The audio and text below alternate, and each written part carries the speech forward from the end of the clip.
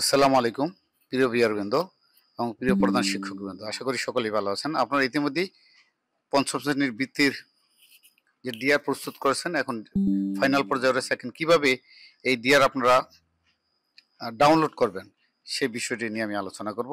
তাহলে আমি আমার যে আইপিএমএস, আমার যে ওয়েবসাইটটি রয়েছে আইপিএমএস, আমি সেখানে প্রবেশ করলাম। দেখুন ইতিমধ্যে আমার ডিআর কিন্তু আর দেখাচ্ছে না, অর্থাৎ ড্যাশবোর্ডে আমার ডিআর এর কাজটি সম্পূর্ণ হয়ে গেছে। এখন আমি এখান থেকে চলে যাব যে ডিআর ব্যবস্থাপনা রয়েছে, যে পঞ্চম বৃত্তি যে ব্যবস্থাপনা আছে, বৃত্তি পরীক্ষা ব্যবস্থাপনা, এখান থেকে আমি যাব ডিআর প্রস্তুতের তালিকা। এখান থেকে আপনার নিচে তালিকা রয়েছে, তালিকাও দেখতে পারবেন।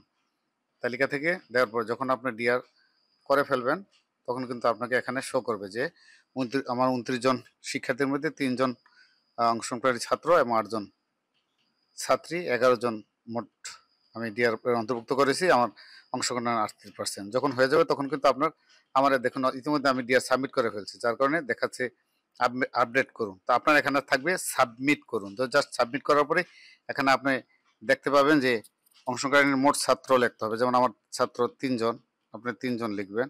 আপনার এখানে অংশগ্রহণকারী ছাত্রী 8 জন। এখানে তারপর নিশ্চিত করুন। জাস্ট নিশ্চিত করার পরে দেখবেন যে আপনার ডিআরটি হয়ে গেছে। তখন তালিকায় ফিরে যান। যাওয়ার পরেই এই যে দেখুন, এখানে আপনারা দেখতে পাবেন পরীক্ষার্থীদের তালিকা ডিআর ডাউনলোড করুন। জাস্ট আপনি এখানে ক্লিক করবেন। ক্লিক করার পরেই আপনার টোটাল যে শিক্ষার্থী আপনি তালিকা দিয়েছেন তার এই যে ডাউনলোড অপশন আপনার দেখতে পাবেন। এখান থেকে আপনার পুরো ডিআর এর দেখতে পাবেন। এখানে নিচে দেখতে পাবেন যে প্রধান শিক্ষকের স্বাক্ষর এবং উপজেলা সহকারী শিক্ষা অফিসার এবং থানা অফিসার স্বাক্ষর করবে। এভাবে এই ডিআর এর কপি প্রিন্ট করে আপনারা সংরক্ষণে রাখবেন এবং আপনারা এক কপি অফিসে জমা দিবেন। ধন্যবাদ সবাইকে। আশা করি এই ভিডিওটি দেখে আপনারা আপনাদের ডিআর এর কপি ডাউনলোড করতে পারবেন, অর্থাৎ ডিআর যে তালিকা করেছেন তার পূর্ণাঙ্গ তালিকা আপনারা ডাউনলোড করতে পারবেন। ধন্যবাদ সবাইকে।